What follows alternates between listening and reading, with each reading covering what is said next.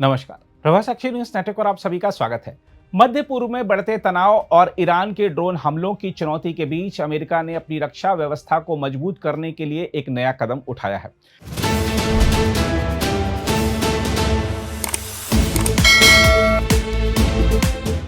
अमेरिकी अधिकारियों के अनुसार अमेरिका जल्द ही मध्य पूर्व में एक नया प्रति ड्रोन मिसाइल तंत्र तैनात करने जा रहा है।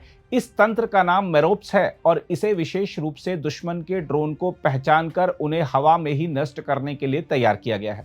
हम आपको बता दें कि यह निर्णय ऐसे समय लिया गया है जब ईरान द्वारा उपयोग किए जा रहे शाहेद ड्रोन पूरे क्षेत्र में सुरक्षा के लिए गंभीर चुनौती बनते जा रहे हैं। अमेरिका पहले से ही पैट्रियट और थार्ड जैसे शक्तिशाली मिसाइल रक्षा तंत्र का उपयोग कर रहा है, जिनकी सहायता से ईरानी मिसाइलों को गिराया जाता है। हालांकि अधिकारियों का कहना है कि मध्य पूर्व में प्रभावी प्रति ड्रोन रक्षा साधनों की अभी भी कमी है और इसी कमी को दूर करने के लिए मेरोप्स प्रणाली को तैनात किया जा रहा है।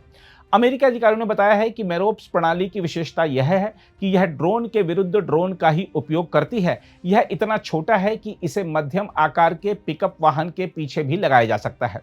यह प्रणाली दुश्मन के ड्रोन की पहचान कर उनके पास पहुंचती है और फिर उन्हें नष्ट कर देती है।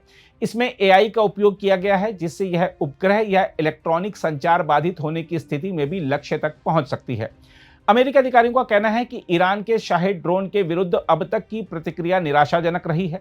ईरान द्वारा उपयोग किए जा रहे ड्रोन उस तकनीक का अपेक्षाकृत साधारण रूप हैं, जिन्हें रूस यूक्रेन युद्ध में लगातार सुधार और अपडेट के साथ उपयोग कर रहा है। यूक्रेन युद्ध के अनुभव ने यह स्पष्ट कर दिया है कि सस्ते और बड़ी संख्या में छोड़े गए ड्रोन आधुनिक सैन्य शक्ति के लिए एक बड़ी चुनौती बन सकते हैं। रिपोर्टों के मुताबिक अमेरिकी प्रतिनिधि सभा की गुप्तचर समिति के वरिष्ठ सदस्य जिम हाइम्स ने भी इस सप्ताह कहा है कि अमेरिका मिसाइलों को गिराने में काफी सक्षम है, परंतु बड़ी संख्या में मौजूद ईरानी ड्रोन एक गंभीर समस्या है।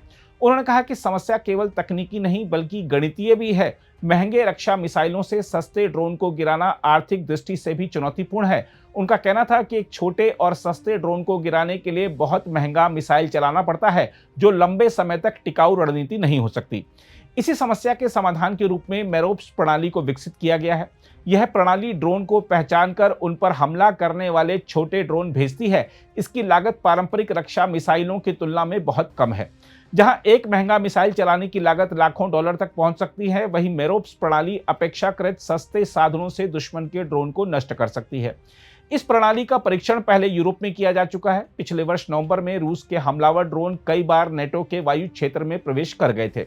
इसके बाद पोलैंड और रोमानिया में मेरोप्स प्रणाली को तैनात किया गया था। वहां इसके उपयोग से ड्रोन की पहचान और उन्हें रोकने की क्षमता का परीक्षण किया गया। अब उसी अनुभव के आधार पर इसे मध्य पूर्व में भेजा जा रहा है। रक्षा अधिकारियों के अनुसार मेरोप्स प्रणाली को मध्य पूर्व के कई स्थानों पर तैनात किया जाएगा। इनमें ऐसे स्थान भी शामिल होंगे जहां अमेरिकी सैनिक सीधे मौजूद नहीं हैं।